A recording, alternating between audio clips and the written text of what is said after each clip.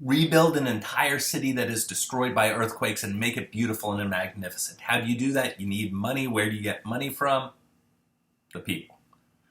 Reconquer the Italian peninsula and bring the size of the empire back to its great extent, but do so over the case of 2 decades against an enemy that just keeps fighting, and you have to keep funneling money and soldiers in there. Well, that's going to be really expensive too. And so while Justinian does a lot of great things, maybe, lots of folks are really critical about him. And this criticism really manifests itself most in the form of something that is known as the Nika Revolt. Okay, so back in the day, the most popular sporting event that everybody followed was horse racing. It's kind of like, again, believe it or not, the most popular sport in the United States today is NASCAR. And one of the things that defined this racing back in ancient Constantinople was the fact that there were really 2 teams. They were known as the Blues and the Greens. And the Blues were kind of like the blue bloods, the upper class, the UVA of the horse racing world. And the Greens were really the blue-collar, working-class team that everybody supported, the Virginia Tech of the world. And I know that's maybe not the greatest comparison, but it kind of works.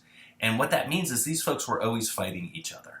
But what ended up happening in 532 is these folks, starting at a chariot race inside the Hippodrome, which was so big it could hold 80,000 people, ended up uniting because they were so upset at Justinian's policies and also Justinian's purple life. And in 532, they created a riot, or they started a riot. It's called the Nika Revolt, because they screamed victory, Nike, right? You know, the swoosh, victory, for their cause.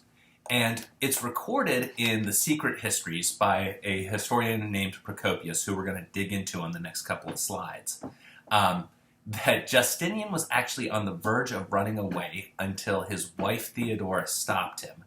And she said to him, quoting Procopius here, "I don't choose to flee. Those who have worn the crown should never survive its loss. Never shall I see the day when I am not saluted as empress. If you mean to flee Caesar, well and good. You have the boats, the money, the seas open. As for me, I'm going to stay here." And apparently, aided by his wife's forcefulness and some generals, he was able to put down the rebellion, but at the cost of killing 35,000 people in a single day. So it's bloody, it's rough. Okay, on the next slide, I have the introduction of Procopius's secret histories.